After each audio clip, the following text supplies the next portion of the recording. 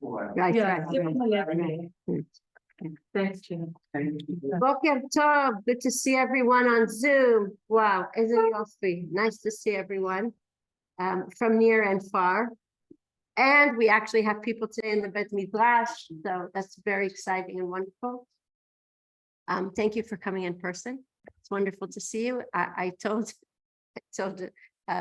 these lovely ladies this morning, Ruth and Sharon, that I thought I was going to be sitting here by myself. So I'm very pleased that I'm not. But I do understand the decision of Matan, which was that if in Ra'anana, Baruch Hashem, we can sit in a Bet Cafe, then we can also come to the Bet Midrash. So we have to make an effort. We're doing our best. And of course, we're learning. Our learning is directed towards our tefillot for peace and security, safe return of our soldiers and hostages, always on our minds. Very fitting that we're studying this year about tefillah, Jewish prayer. So last week, we talked about why pray. That was the question that we presented. And again, I hope I was able to give over the idea that God doesn't need our prayers. We need the connection with God, and we do that through prayer. It's one of the ways. Of course, we connect with God in other ways, but indeed, this is a way, especially on a daily basis, to connect with God. Today, we're going to talk about something which is very, very important, and I will admit, extremely challenging, and that is the concept of kavanah. If we've already decided that we're going to pray, and we've made an effort, right? Then the added challenge or difficulty is that prayer needs to be done with kavanah. It has to be done with intent. Now, the question is, what is kavanah? And do we have to have intent and concentration from the beginning to the end? Perhaps we could even say, well, that's impossible. Because our minds wander, this is just the nature of things. What is really necessary in terms of kavanah? And I hope I'm going to, at least I prepared some tools that I think will help us when we come to pray to attain a certain level of kavanah. So first of all, what is kavanah? Kavanah literally means intention or sincere feelings, direction of the heart. It's a mindset described as necessary for Jewish rituals, mitzvot, and prayers. There's actually a very interesting discussion among the rabbis whether or not mitzvot tzlichot kavanah. When I shake the lulav, do I have to have intent, or is it enough that I shake it and then the mitzvah is done, right? In truth, it's a discussion back and forth, but mitzvot tzlichot kavanah. It's always better when you actually have what? Intent when you do anything, right? Mitzvot. But specifically when it comes to prayer, if there is no intent, then what? Then it's just the reading of words, right? Then prayer has actually not been fulfilled because you just read a bunch of words if you didn't have any kavanah. Kavanah is a theological concept in Judaism about a worshiper's state of mind and heart, his or her sincerity, devotion, and emotional absorption during prayer. So kavanah is the Hebrew word that we use for direction, intention, or purpose. It's actually interesting, as we know in Hebrew, right? One word can have many different meanings, right? We have lechaven, which means what? Direct me, give me direction, right? So it's also direction. It's also your intent or your purpose. And it refers to concentrating on a religious act. In this case, we're going to be talking about prayer. And ensuring that it doesn't devolve into rote or mechanical action. It's most commonly associated with concentration and intention in Jewish prayer, but it also applies to all mitzvot. It makes it easier. For example, if we have a mitzvah, and before that we have a bracha, because a bracha helps us to what? To have intent, right? Asher kichanu b'mitzav tzivanu, what? To do what we're about to do, right? So as soon as I have a bracha beforehand, it helps me to have intent with regard to what I'm about to do, right? Lishmoa kol shofar, likra megillah, right? Al netilat lulav, netilat yadayim, hamotzi lechem min haaretz. Any of those things which have a bracha before, one of its purposes is to actually help me to have intent before I do it, before I fulfill it. We don't actually have a bracha before we come to pray. right? We don't actually say, right? Blessed are you, God, who has what? Commanded us to pray. No, we don't have that, right? And so we have to bring, essentially, we have to bring the kavanah, right? When we come. Jewish authorities generally consider the proper kavanah is essential to the performance of mitzvot, and the Mishnah rules, and this is an interesting example. If someone happens to be passing by a synagogue, at the time that the shofar was blown on Rosh Hashanah, they do not fulfill the mitzvah of shofar because they heard it only incidentally and not purposefully. Why? They just happened to be walking by the Beit HaKnesset at the time in which they what? They blew shofar. So they did hear shofar, but they didn't have any intent to fulfill the mitzvah of hearing the shofar. Similarly, the medieval code of Jewish law, the Shulchan Aruch, while noting that some authorities contend that proper intention is not required for the performance of mitzvot, assert that this view is incorrect and that proper intention is indeed required. The debate is actually an interesting one. Mitzvot enan tzrichot kavanah. In the end, the important thing is that you did it, whether you had intent or not. The important thing is that the mitzvah is what? Is done. This is not the way we lifsok lehalacha. We do say that mitzvot do need intent. Otherwise, you're like what? You're like a robot, right? You're doing it, or I would say the best way to explain it is you're going through the motions, but you're not actually thinking about anything that you are doing. So there does need to be kavanah when you fulfill a mitzvah. Interesting, though, I'll just note, so it connects nicely to our Parshat Shavua, as we're introduced this week to Avraham. We do not have brachot with regard to mitzvot ben adam lechavero, between man and fellow man, right? We don't say, Asher kichanu b'absav tzivanu latet tzedakah, and then reach into our pocketbook and what? And give someone money, right? Or we don't enter a hospital room and say, Asher kichanu b'absav tzivanu levaker et hacholeh. But imagine how someone would feel if you said a bracha before coming in. A person might get the impression that you're only coming to visit what? In order to fulfill a mitzvah. Check, tick, right? My mitzvah of the day is visiting you, right? But interesting, right? And we don't have a bracha before Nichum Avelim. We don't have a bracha between mitzvot ben adam lechavero. And there are various reasons. One is that there isn't a fixed time for these mitzvot. They can be done right, at any point, at any time. And these mitzvot have no beginning and no end, right? And I think that's very important and relevant. And that's one of the reasons why we don't have a bracha, right? I also think that the person who's on the receiving end, right? The recipient, thank you, might feel very uncomfortable with regard to the person reciting a bracha before fulfilling it. Yes. Yes. Correct. Yafeh. Very good point. The bracha of Asher Yatzar, we recite it after we've used the bathroom, the toilet, and not before, correct? And the wording there is, thank you that everything works as it should, right? And not before, correct? Yafeh, it's a very good example of actually something we do after the fact, correct? Good point. Okay, Avram Joshua Heschel, in his work, God in Search of Man, explains that performing a mitzvah without proper kavanah is inadequate because while it might have a positive effect on the world, it leaves the doer of the mitzvah unaffected. It's a very interesting concept that every mitzvah you do kind of creates a certain type of positive energy or feedback in the world. And certainly every mitzvah which is done adds to that, but it doesn't affect the doer if the doer is not having any intent while it's being done. The purpose of Jewish practice, he writes, is transformation of the soul. And if the mitzvah has not affected you in any way, then it hasn't actually fulfilled what its purpose is. While kavanah is considered an essential part of all Jewish religious activity, much of the discussion of kavanah concerns prayer. A famous saying of the 11th century philosopher Bachya Ibn Pekudei is requoted in this regard: prayer without kavanah is like a body without a soul. Why? It means that it's lacking, right? It's just not complete. Something is missing. There's a Yiddish song by Rabbi Tuvia Balkin that richly illustrates our prayer melodies.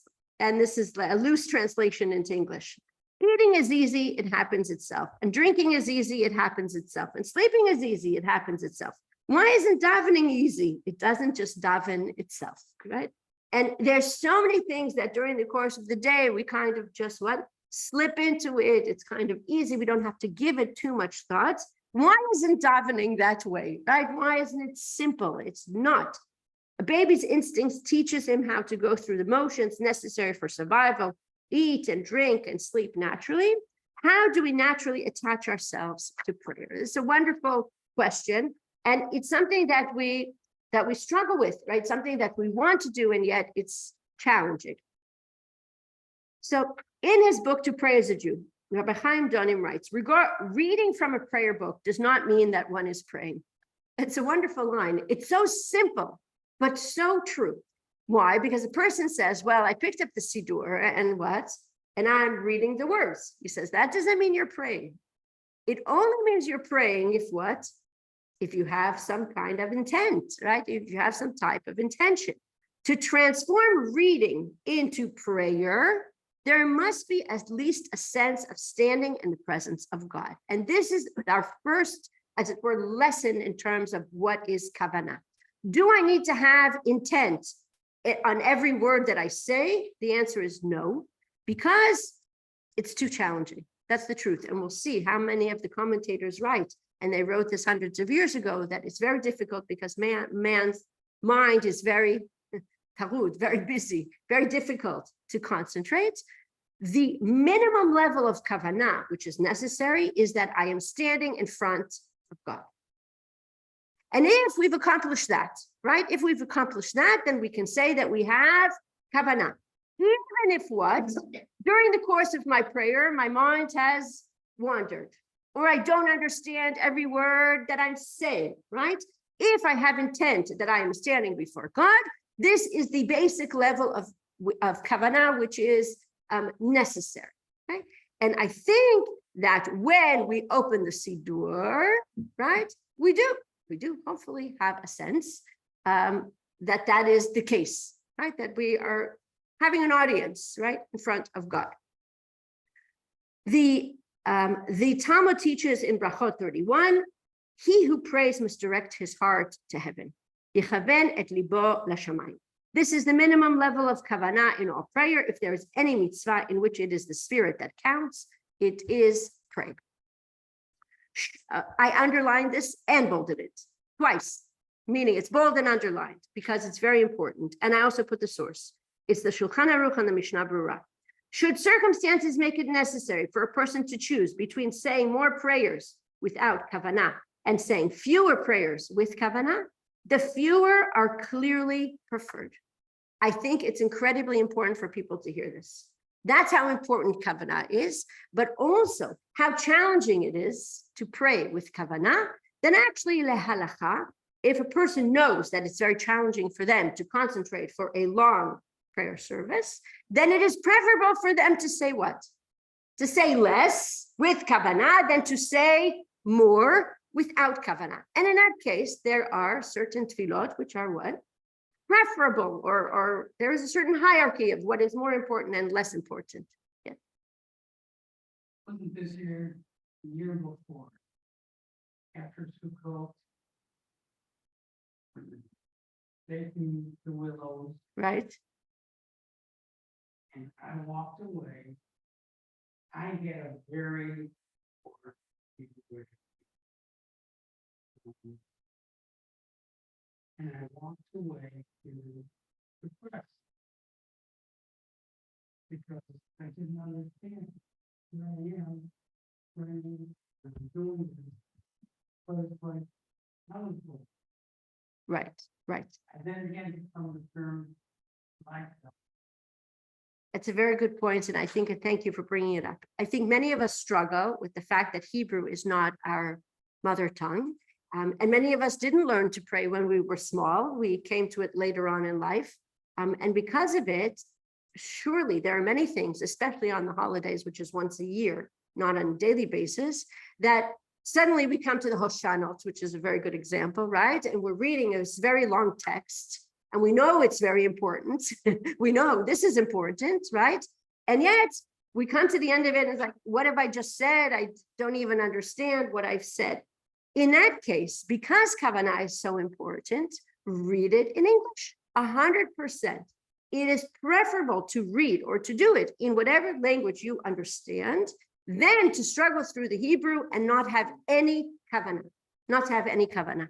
I guess the ideal would be to be listening to the Hebrew and following along in the English. That would probably be the best of both.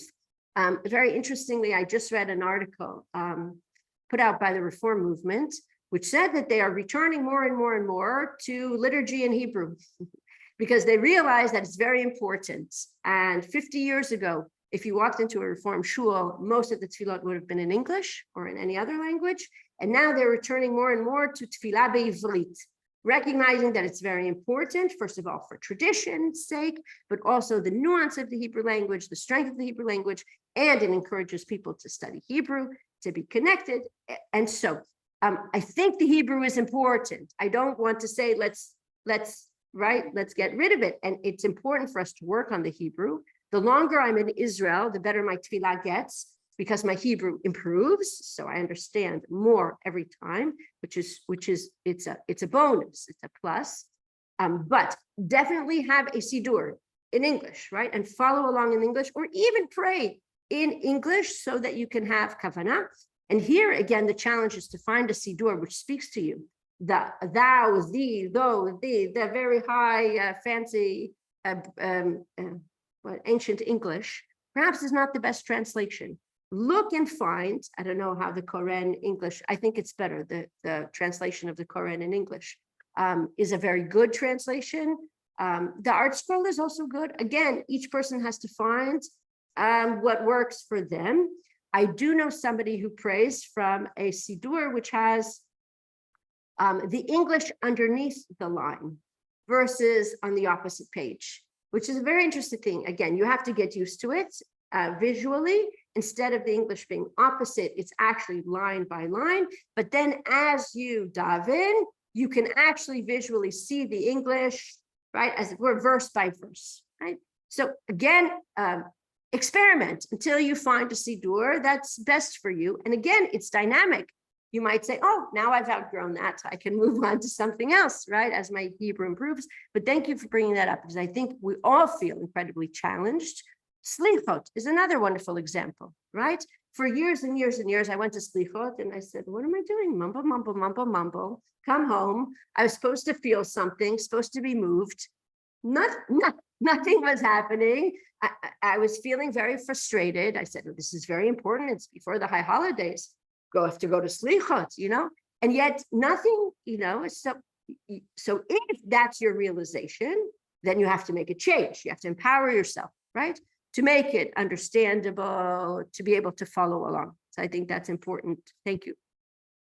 In the Mishneh Torah, Maimonides includes kavanah as one of the 5 essential elements of proper prayer. I like that term, proper prayer, right? Now the others are just interesting. Clean hands, a covered body, a clean space, and the removal of distractions. These are the 5 things, according to the Rambam, a person needs to put in place, what? Before they daven, okay? Meaning you have to think about your what? Your prayer space before you come. And again, when the Rambam writes clean hands, right? So obviously it means that again, it's basic that we're going to wash our hands, but it means a person who works, right, should make sure that their hands are clean. Again, that we will talk about the idea of covered body, but a clean space means that you should choose a place which is, again, it doesn't have foul odor, or etc., because all of that is distracting. The last one is the most difficult. The removal of distractions. That's the most difficult, right? Because different people are distracted by different things, right? Even in shul, there can be distractions. So how do you remove distractions? But you have to try essentially to do your best, right? To remove distractions. I think today, with modern technology, the telephone is a serious distraction during tefillah, especially now. We're very, very sensitive all of the time, right? The question is, can we put our phones away or put them farther away for the time in which we are praying? It becomes even more challenging for someone who's actually praying from the phone, because I see this now, it's very common. There's an app and you're actually davening from the telephone itself, right? That becomes your Sidur Tefillah. I will say that I've seen this, of course, many times on a weekday morning in the Bet Knesset, that inevitably you can't help it. If your telephone is there, you know what you're going to do? During Chazarat Hashatz, you're going to what? You're going to check your messages. You're going to see if any important emails have come in, et cetera, et cetera. That's clearly a distraction. It's clearly a distraction. The question is, can we work on ourselves that for this time being what? We're going to put it aside. Again, it's not simple.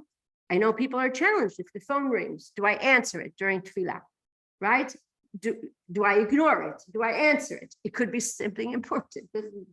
Again, each person is going to have to decide, right, what they do during their Zman tefillah. Of course, nowadays we're in Shat Milchama and everything is different, but in general, you have to kind of set yourself rules in terms of that. I used to joke with my husband that when the kids were small, if they would see my husband davening at home, right, with his talis and tefillin, they wouldn't bother him. But if I was davening, they would come over and ask me for a million things. Can I have a cookie? Can I have this? Can I have that? And I said, how come they don't bother you, but they bother me? I'm standing with the Siddur. Why? He said, you let them. You let them. Meaning I give off an aura, which is for the next X amount of time, I am not at your disposal because I'm davening. So you'll have to wait, right? But you don't give off that aura. You're like, what do you want? What do you want? What do you want? I'll go back to my davening in a minute, right? So again, it's challenging. It's incredibly challenging. And everyone, again, has to find for themselves what the right or correct balance is. So You that have to wrap yourself in a towel. Ah, very good. Yishar koach, yaseh. Wrap yourself in a towel. That's a very good one, right? So the Rambam writes that if a person finds they're distracted or confused, they must first regain their composure before praying. The idea that the Rambam even presents here is that a person should give themselves a moment to kind of clear their mind even before they come to lehitpalel. And again, there's a literature about Hasidim who used to sit an hour before tefillah just to prepare for tefillah in order to get themselves in the proper mindset, right? In truth, we have a lovely tefillah in the very beginning of the Siddur called Matovu Alecha Yaakov, Mishkenotecha Yisrael. I've actually seen Avshalom do it. When you come into the Bet Knesset in the morning, to say Matovu Alecha Yaakov, Mishkenotecha Yisrael, as you enter a prayer space, and again, it could be a public prayer space or even a private prayer space, that you actually say, I am entering into a space of prayer. All this helps to what? To help you focus, right? To now move from your daily activities to what? To a time of prayer, right? Again, it can be in English. I am now going to daven, right? I'm starting my tefillah now, right? Whatever it is that you say to kind of move from one state to another. If a person is tired from a journey, they should not recite prayers until the mind is calm.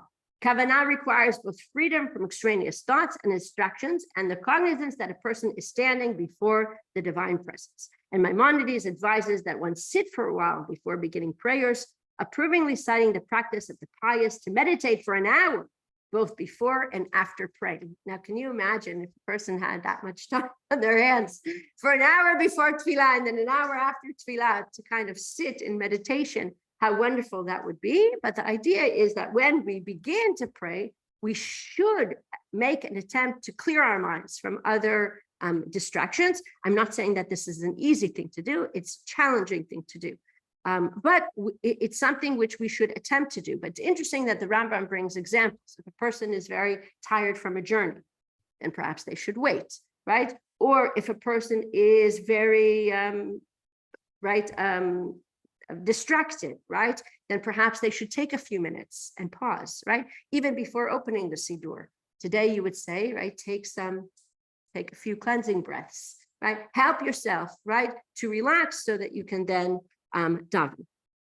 The Shulchan Aruch says, one who prays needs to intend in their heart the meaning of the words which are coming out of their mouths. They should think as if the divine presence is before them and remove all distracting thoughts from themselves until their thoughts and intentions are pure in their prayer. And one should think if they had to compose one words before a king of flesh and blood, how they would prepare the words and say them with great intention, without any stumbling.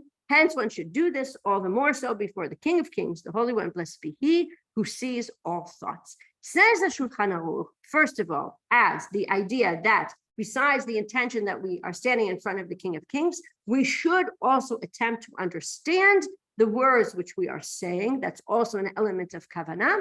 But the other thing that the Shulchan Aruch adds here is that we should use in our minds the example of how you would stand in front of what? A melech basar vadam, right? What a human king or very important person, right?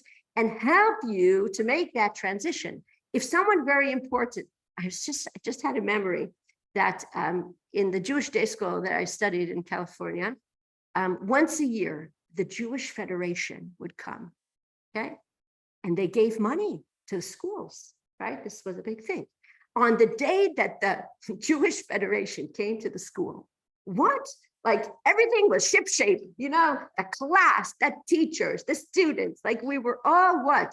You know, showing our best, right? The one day a year that the Jewish Federation came, right? Because we knew that their taktzivim, right? What were they going to give to the school? It was very important to put on our best face. I just was remembering how the teachers were all very, very nervous on that day, right? But if we were going to meet someone very important, right? A very important person who's going to show. I once did this with a group of students, bat mitzvah girls, and I said, if you were going to meet the president, wouldn't you? And they said, who cares about meeting the president? So I said, okay, if you were going to meet a celebrity, I was like shocked that I actually had to change it for young people because what? They weren't excited to meet the president, like big deal. Who cares about meeting the president, right? So I said, okay, imagine a celebrity was coming, right? Oh, of course, right? We would want to, you know, to dress a certain way and speak a certain way and present our best self. So this is, again, important in terms of recognizing that we're standing in front of what? Melech Malchei Hamlachim, right? And that's important. And that is connected to how we also present ourselves physically in terms of being in some form of dress and not being what? Not being, again, it says a covered body, right? Because this is the way you would, what, if someone came to your house, right? You would also be cognizant of that. My girls in the summer always used to ask, right? Can we daven in our pajamas, in our boxers? And they would always ask me. I said, you know what? You can daven however you want. But if someone would knock on the door right now, would you answer the door? Meaning, be aware that if a stranger showed up now and you had to answer the door, would you be comfortable with the way what you look, or would you run to the back and put something on to cover yourself? That should be also in your awareness in terms of what? Of your state of tefillah. That being said, I had a wonderful and lovely student who passed away in a car accident, Jennifer Edel, her sister-in-law lives here in Ra'anana. And she said to me, she said, Gina, you'll have to forgive me, but I'm going to tell you the truth. I daven every morning in my, as only British women could say, in my house coat, right? It's a robe, right? In a robe. And she said, because I found that if I waited until I got dressed and put on my makeup, and then I started to make the bed, and then all kinds of things started to happen, inevitably one of my children, then the day got away from me. And then I said, I did it. So she said, I made for myself a routine. And yes, I davened in the morning with my robe, but I made sure that it was what? My day, part of my daily routine. If I waited until I was dressed, etc., then it got away from me. So each person has to find, as it were, what works for them in terms of their daily routine. But she said I was wearing a house coat, right? Yeah, I put on my robe, right? The Talmud says, when you pray, know before who you stand. Right? And that's important as well. Rabbi Neumann Lamb writes, a Jew approaches God out of solitude and insecurity, relying completely upon him for his very breath. This complete concentration on God, this awareness only of him and nothing or no one else, is called kavanah.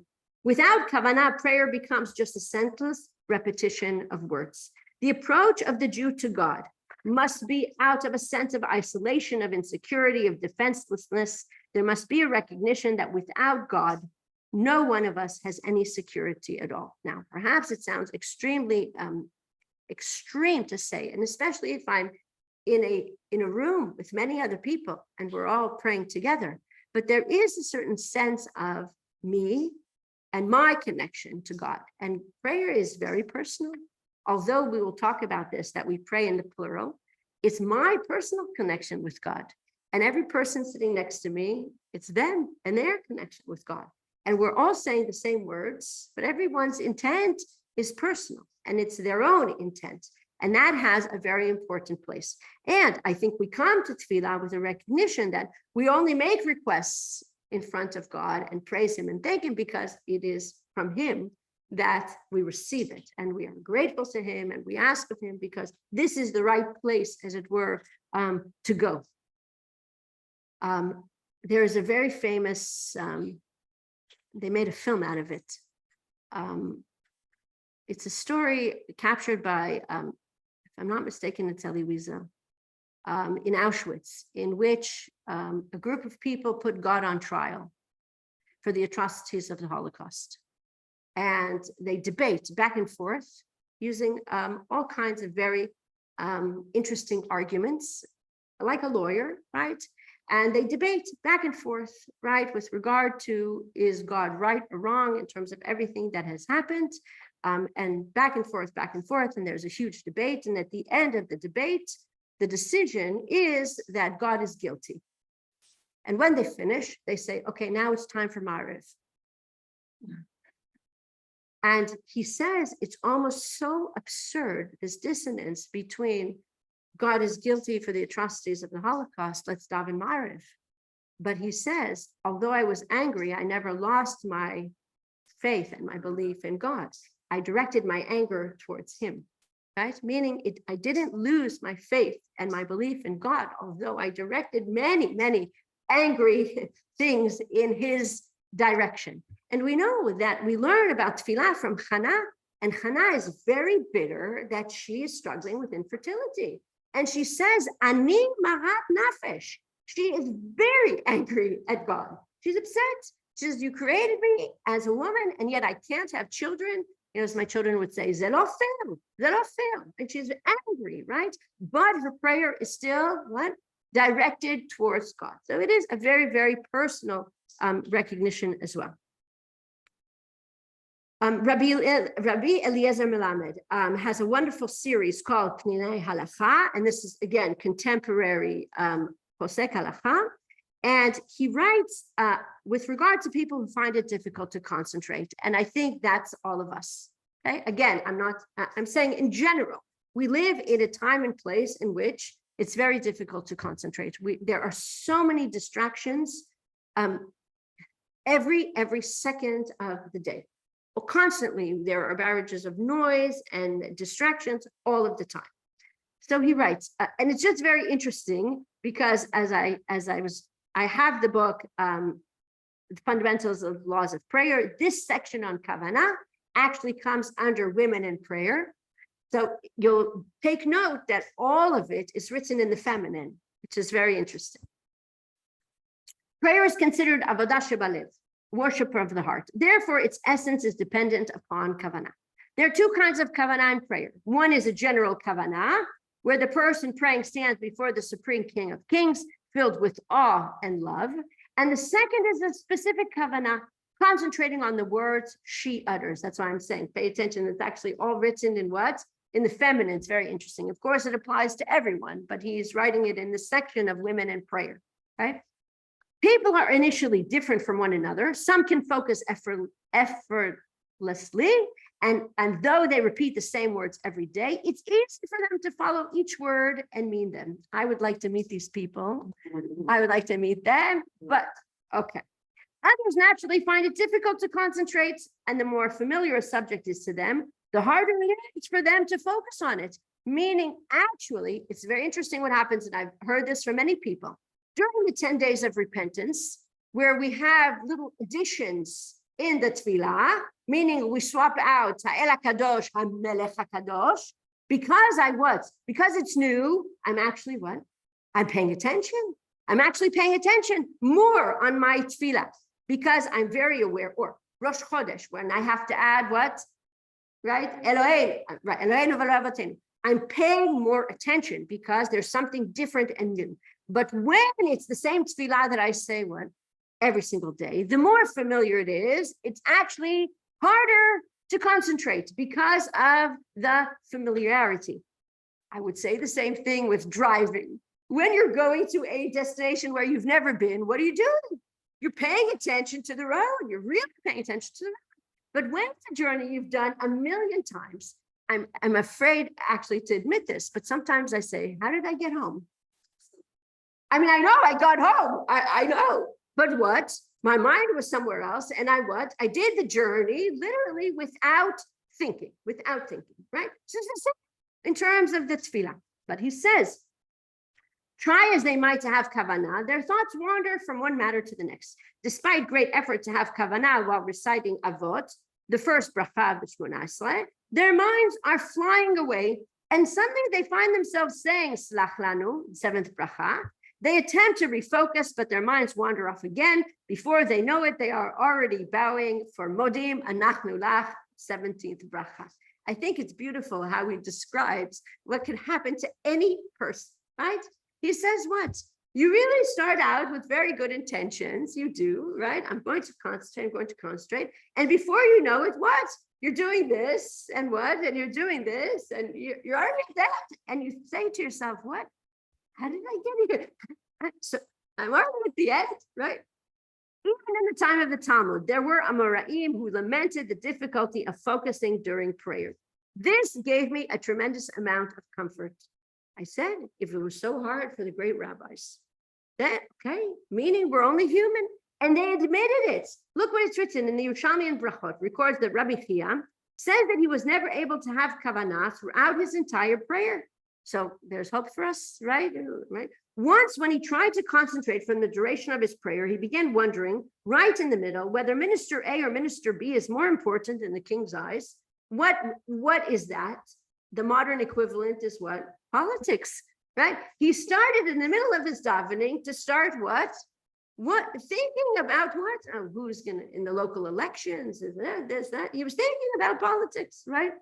I counted, Shmuel said, I counted newly hatched chicks while I was praying. What's that? That's business. Okay. So one admits that during the tefillah, he was thinking about what? Politics. Another admits that in the middle of the tefillah, what was he thinking about? What's newly hatched chicks, right? Oh, I have to go to the marketplace, how much money am I going to make, etc., right? Rabbi Bon Bar Chia said, while I was praying, I counted the rows of the buildings. What's that? Maybe he was looking out the window and he was thinking about the expansion of his city, etc., right? Rabbi Matanya said, I am grateful for my head, for even when I am not paying attention to what I am saying, it knows by itself to bow at Modim Anachnu. Instead of saying, oh my goodness, right? I'm in such a loop of rote. He says, at least my head, even if my mind has gone somewhere else, my mind knows that when I get to Modim Anachnu, I am supposed to bow. The statements of these leading Amoraim teach us that it is difficult to have kavanah from the beginning of the prayer service until the end. Now we're talking about, right, a time period in which they didn't have the challenges of modern technology that we have today. And still, the nature is that what? Your mind goes to things that you're worried about. This minister or that minister, my daily parnasa, right? Or things that I need to take care of. Even though we must try as hard as we can to concentrate, one should not lose heart when she does not focus or he properly, right? Meaning he is trying to give us encouragement, right? And a person should not say, if I can't have kavanah, then what? Then I won't pray. Then I won't pray. He says, look, Gdolei Hador also struggled with this, meaning it's a very difficult thing to do. Even if one who daydreamt throughout most of the prayer should not despair. Rather, she should strive to have kavanah while reciting the remainder brachot. What he says is, the moment I catch myself, and that is what? My mind is wandering, I'm thinking about things that I shouldn't be thinking about, then what? He says, make an attempt to what? To then bring yourself back, right? And we can do it with many things. One should not say, if I do not have kavanah, perhaps it's better not to pray. Rather, the very fact that she stood before God in prayer expresses something very profound. Her sincere desire to connect to God and to pray before him. Here he gives us a tremendous amount of chizuk. He says, even if through the entire tefillah, my mind was somewhere else. And I said to myself, I don't even know how I got to the end of the davening. I was very, very distracted. And this day, surely, right? Very, very distracted. He says, if we stood in prayer, meaning we what? We recognize that we're standing in front of the King of Kings. If we do not have concentration on any of the words that we said, this is at least the element of kavanah, right? Because we came, as I say it, you showed up, right? You showed up. And that's already important. That's the minimum level of kavanah, that you attempted, right?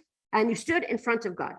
Every person is measured according to her nature. And at times, someone who finds it difficult to concentrate, yet struggles and succeeds in having kavanah for a number of blessings is more praiseworthy than someone for whom focus comes easily through the entire prayer service. He actually says that God recognizes that different people have different temperaments and different natures. And that for some people to have kavanah throughout an entire tefillah is very challenging because they are easily distracted or they have ADD and they simply can't sit. Ask someone to sit for 2 hours, that's too challenging for them, right? But Hashem recognizes that even short times of kavanah, that's very, very praiseworthy. Moreover, people who find it easy to concentrate on the routine prayers generally pray without any particular passion, even on special occasions or when a tragedy befalls them. It's almost as if what? The words just come out, but they're not actually having any intent. However, those individuals who find it difficult to concentrate on the routine words usually succeed in attaining higher levels of kavanah in exceptional circumstances. He says, what I have seen, he's writing from his own experience, that actually people who find tefillah challenging, right, are able to grasp, right? Hebrew language is a perfect example, right? Or the prayers don't come easily to them, right? I'm always in awe of my Israeli children that they can daven so fast. Did they actually say the words? But they did. But it's, I guess, if I read in English quickly, I guess, right? But I'm jealous. I'm jealous of them that they can do it so quickly. So I have to understand that my pace is what? Is slow. My pace is slow, right? That's the truth. But it doesn't mean that a person cannot, in that time and place and in their slow pace, reach a level of kavanah.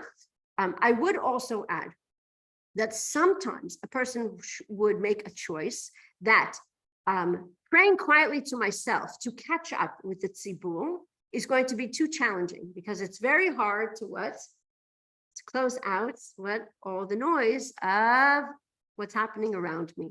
And perhaps I would rather choose to come into the Bet HaKnesset and what? Join the tzibur, because it will be easier for me to have what? Kavanah, right? Again, certain prayers need to be said, and that's like the basics, but especially when it comes to Psukei de Zimra or before the Amidah, etc. There is something to be said that you should join the tzibur because it's easier to concentrate. I've actually seen young people, I find it hysterical. I'm sorry, making a judgment here. I've actually seen young people in the Bet Knesset do this. What are they doing? They're catching up, right? And they're attempting to what? To block out the noise of what? The Tfilah Be'etzibur, right? Which again, that's very challenging, right? You're here in a place of Tfilah Be'etzibur, but yet what? You're attempting to do what? Your private prayer, right? In order to catch up to be with the Tzibur. So it's very, very challenging. That's the truth. We'll talk about placement as well. It is said in the name of the Arizal that Kavanah is like the wings upon which prayer soars heavenwards and is accepted. When one prays without Kavanah, her prayer lacks the wings with which to ascend. And so it waits until she utters one prayer with Kavanah, whereupon all the prayers that she recited without Kavanah ascend to God together with that prayer that achieved Kavanah. It's a beautiful concept. Again, the Arizal is it's mystic, it's Kabbalistic idea that our prayers have wings, right? And the ones that soar are the ones that are said with Kavanah. But it doesn't mean that all the other prayers are insignificant. The prayer said with Kavanah takes with it, what? All the others, right? And they soar up together. I actually saw it's a lovely book. It's written for children, but the analogy brought there is a person who's trying to get a kite up. And sometimes they succeed because the wind comes exactly right and the kite soars. But there are times in which they keep attempting to get the kite up and the kite keeps what? Keeps crashing down. The question is, do you give up? And the answer is no, because when the kite soars, it's wonderful, right? It's wonderful. And I said that the dogma, the example is childish, but I think we can relate to it. Meaning, if I give up because I said I didn't have kavanah, but when we do and our prayers soar, what? It's wonderful, right? So we should know that all the other prayers, right, go up with on the wings of that prayer done with kavanah. In practice, one who has kavanah during the first bracha of the Shmona Esrei fulfills her obligation, even if she did not have kavanah for the rest of the prayers. It's well known. The Shulchan Aruch speaks about this, that you should attempt to have kavanah in the first bracha of avot, and then whatever happens, happens. I think not so much that avot is so important, but rather the idea is that if I begin right foot forward, if I begin and I'm going to say, I'm really going to try to have kavanah, now that I come to the Amidah, that it kind of sets you on in the right tone, right, in the right place. Rabbi Meir HaKohen, 13th century Germany, Tosafot, writes that in all cases of lacking proper intent in prayer, we aren't strict about requiring you to repeat your prayer nowadays, because even without this, in general, people are not so focused in their prayer. He wrote this, look when he wrote this, in the 13th century. What would he say today with regard to people not being, right? He said, if we would say to people, if you did not have kavanah, you know what you have to do? You have to repeat your prayer. We would be all day in prayer. That's what he says. We would be all day in prayer. He says, we are not makpid to request from people to what? To repeat the tefillah if they don't have kavanah. Of course, there are certain cases. If you forgot to add something, then sometimes you need to repeat the Amidah, etc. But we would not ask someone to repeat the whole tefillah if they didn't have kavanah. He says, because people in general are not focused on their prayers, right? He said that in the 13th century, right? So I'm saying we can't be too hard on ourselves. We have to recognize that it is challenging to be, right, the kavanah the entire time. To attain kavanah, there are three major steps. Firstly, to try and be aware that one is standing before God and talking to him, right? This is harder than it sounds, but with effort and using one's imaginative skills, it can be done. So this, as I mentioned in the beginning, this is the first and most basic level of kavanah, knowing that you're standing in front of God. Next, try to focus on the meaning of the words. To do this, one will need to learn both the simple meaning of the text or translation from the Hebrew and the deeper meaning of the ideas. And for this, it's good to set aside time to study any of the many good books written or commentaries to the Siddur. And it's very interesting, also Art Scroll and also the Koren Siddur, and also Rinat Yisrael has at the bottom certain difficult words that are difficult to understand. What? a short commentary or explanation. So if it's difficult for you, go and look it up. Lastly, one should try to put their heart into their prayer and talk to Hashem as to what is important to you, such as not being able to pray with kavanah. I think that's beautiful. Meaning, Hashem, I ask for you to help me remove distractions from my mind so that I can actually pray better, right? This personal heartfelt cry to Hashem will certainly help you along the path to prayer with kavanah. Grappling with kavanah, those who generally have difficulty concentrating may be the ones to experience certain golden moments in which they soar and become incredibly focused. What are some tools or aid for kavanah? So I took these from many, many different places, and I attempted to put them in some type of a list to kind of help us. So number one, in my eyes, melody or music. This is a very good kavanah aid, very good, right? When we have a certain melody that we sing, or we say it out loud, even in a sing song, it aids our kavanah. That's clear, and it's time tested, right? Why do we teach children the ABCs in a song, right? Right? When we have a melody, first of all, it's easier to remember, and also we are more focused. We do Birkat Hamazon in a song. I know it would be much faster if everyone said it quietly to themselves. But actually what happens oftentimes is what? You lose concentration. So it's very, very, melody and music are a wonderful kavanah aid. That's first. Second, physical cues, putting on special prayer clothes. Okay, so there are Hasidic sects that put on a gartel for prayer, right? Putting on a talit, that's already, right? I'm coming with something special, right? To pray before God. Ensuring that we look presentable is one way of internalizing kavanah, of standing before the King of the world. Our physical position is also designed to facilitate kavanah. We pray facing Jerusalem, and it creates a mindful connection between the prayer service and God in the Mikdash, meaning even when we come in private prayer, in public prayer, the Bet HaKnesset, but surely even at home, what do? We think about in which direction we are praying. That's already an aid to kavanah as we physically focus ourselves in terms of the direction in which we pray.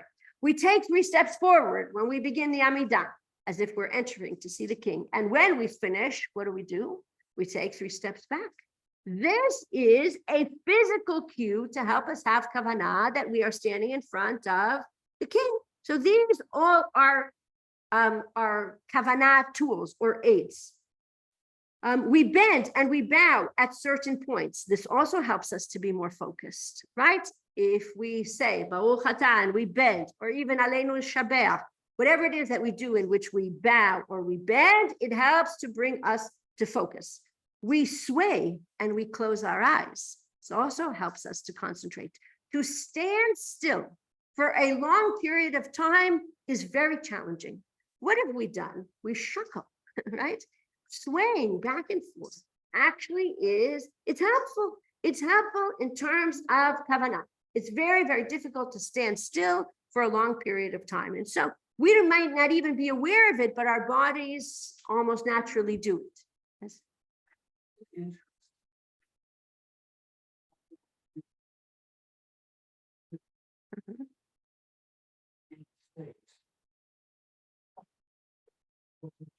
It was a natural thing. Let's go. Here. Interesting. In the yeshiva, you saw more shuckling. It's probably because of the Torah study, that when they were studying, they were shuckling, and that the two come together when they pray and when they study. This is naturally something that they do. They sway, as it were, back and forth. Interesting. The other thing that occurred to me this morning when I was davening this morning, and I said I didn't put it in the shiur, say things out loud. It's helpful. It's helpful to suddenly say something loud and not to say everything just quietly, right? That's also helpful. Close our eyes to help us concentrate. That's Shema Yisrael. But there are other times where if the words are easy for you, it's helpful to sometimes close your eyes. Pray from a siddur, very important. By looking at the words, we are more able to concentrate. This is actually, there's an element of halakha here too. Although people know it by heart, it is praiseworthy to pray from a text, right? That is important. Time and place. You should choose the time and place most beneficial for mindful prayer. Some places have a certain odor or lighting or noise that can be distracting. For some, a large congregation is a distraction, while others are stimulated by it. Every person must spend some time and thought on when and where is most conducive for his prayers and act accordingly. And it might be different at different times of the day or for different people or different places in your home. I know that there are certain places in my house where I will not stand to pray. Why? Because I see the kitchen sink full of dishes. I see the laundry basket. I see too much, which is automatically what? A distraction. So I need to remove myself from certain scenes for me to have kavanah, right? Not that nobody folded the laundry while I was davening, but at least I didn't see it. I didn't see it. So replace yourself, remove yourself from whatever it is, which is going to be a distraction to you. And again, for different people, different things. The time one prays should also be carefully chosen to ensure one is at his best. One who just walked in the door and knows he can't pray properly until he sits down and has something to eat should do so before going to pray. And the same is true in the morning. Some are more focused after their morning coffee, and others need a short, brisk walk to get focused. Again, I would not say go to an exercise class for an hour, then come back and pray. But sometimes a person needs to have a cup of coffee or a cup of tea, or a person needs to go out for a walk, etc. And then they can focus on tefillah. And this is legitimate in terms of kavanah. Yes.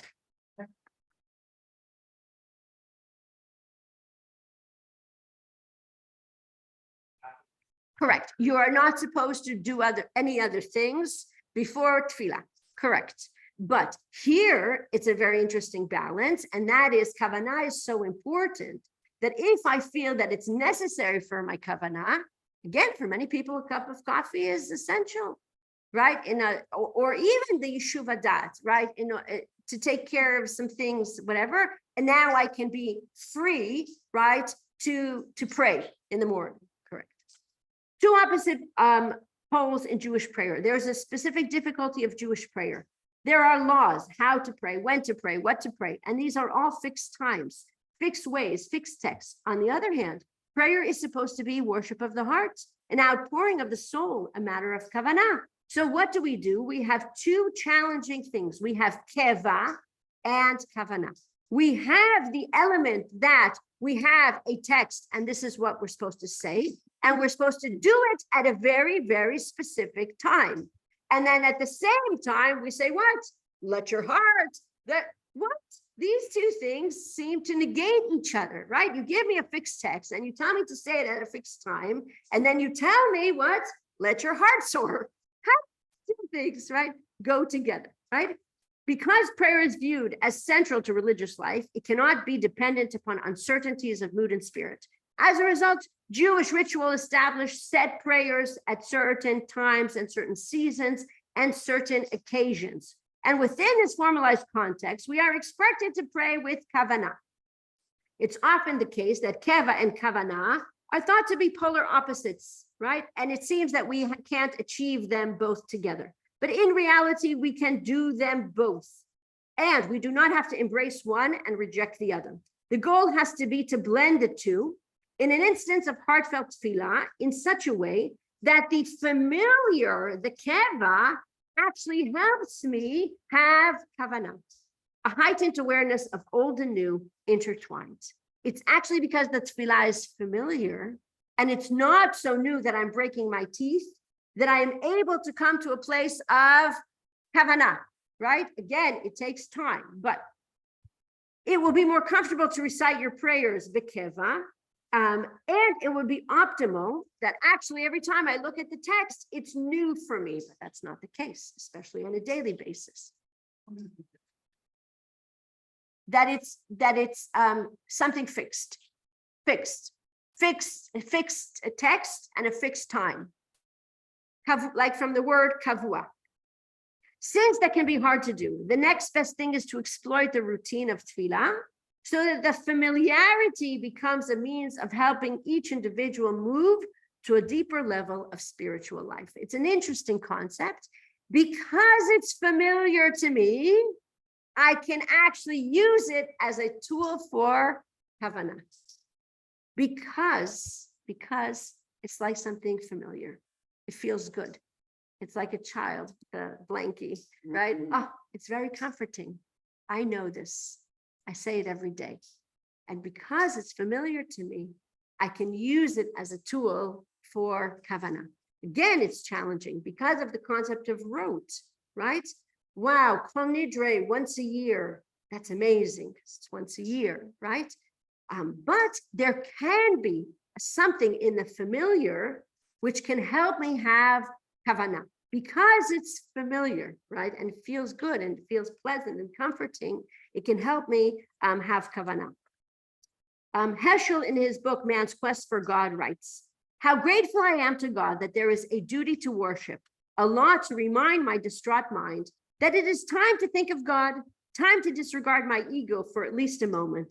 It's such happiness to belong to an order of the divine will. I'm not always in a mood to pray. I do not always have the vision and the strength to say a word in the presence of God. But when I am weak, it is the law that gives me strength. When my vision is dim, it is duty that gives me insight." Dafka, because I have keva, because it is something that I have to do every day, I'm grateful for it. Because if I would only wait for me to be in the mood to pray, I don't know if I would do it. But because it's something which I set aside time for every single day, I'm grateful for that because it does allow me then, once I've set aside time for it, to have kavanah, to open up my heart. So this is the balance, again, that we struggle with, but it's important, right, to have that daily, right, daily time and place, and to actually say, it's not something that I'm upset about or that hinders me. I'm grateful, as he writes, I'm grateful for it, right? For setting aside that time on a daily basis. And now that I have that time, whether I'm in the mood or not, right? I will work on myself and I will indeed, right? Pray with kavanah. Thank you, everyone. To those who came in person, to those who are on Zoom. I just Thank you, also everyone. wanted to say thank you to all of you that came here. It really uplifts our spirit.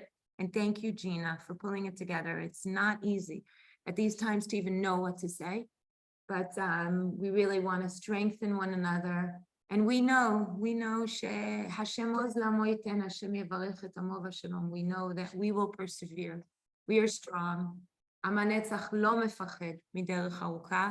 I want to thank everyone that is here physically and on Zoom. And next week, we hope that even more will come here. It's really nice here. We have a very nice mamad, but we shouldn't need it. We shouldn't need it. And those of you that is Yael from New Zealand here also, because I think she's the furthest. Yeah, hi Yael. And all of you from near and from far, we all embrace one another and we're strong together. And I think you were told also by Tammy that next week it's going to be a different link.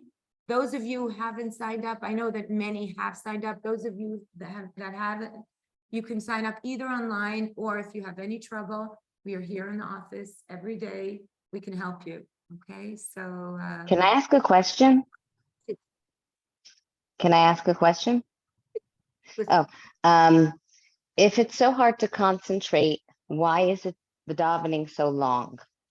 Okay, I'm leaving this for Gina. Wonderful question. Wonderful question. I think you're right. I'll tell you something. I think in COVID, we shortened the tefillah. What? Close it. Yeah. I don't know. Oh. I don't want to close it. I think during COVID, we did. We shortened. We didn't daven it for that reason. We shortened it so people wouldn't be together for so long. Correct. And again, you're right. There is perhaps a time and a place in which it is relevant to consider it, right? To shorten the tefillah so that people could have concentration, especially in this day and age. I agree with you. I just think that we have to be careful. I was once in a meeting with Rabbi Beller, Zichrono Livracha, in which this came up for discussion about shortening the tefillah. And he was actually suggesting that we should, at Shifteh, we should make Psukei de Zimra shorter because people are coming late because they found the tefillah to be very long and therefore they were coming late or leaving to a Kiddush club, etc. And I got very upset. And I said in the meeting, I said, who here saw Avatar, the movie? It was 2.5 hours. I said, if you sat through a film for 2.5 hours, you can sit in shul, right? That was my response. But maybe it wasn't correct. Maybe it wasn't correct. Maybe people don't have patience anymore for that. My fear was that when you begin to cut, then you have to be careful. You have to be careful, right? How much you begin to then cut. But it is very clear, and I thank you for bringing it up, that in terms of personal kavanah, it's better to say less than more. So definitely your tefillah should be shorter. If you're having trouble and your mind is wandering, then you should be saying less. That's very clear, even mivchina ilchatit, right? That kavanah is important and therefore perhaps we should shorten it, right? And so that you could have intent. I want to thank Yael from New Zealand because of her comments last week. I'm sorry, some of you didn't hear because we were already off. I'm going to speak next week, B'ezras Hashem, about makom kavua, the importance of having a fixed place for prayer, because she was describing that in New Zealand last week, they couldn't daven in the shul. They were worried and they were moved to the tefillah to a person's house. And how important or relevant is it to have a makom kavua b'tefillah? Right. And so thank you for bringing that up. And we're going to discuss it B'ezras Hashem next week. Thank you, everyone. Thank you. Thank you. Thanks, Gina. Volume.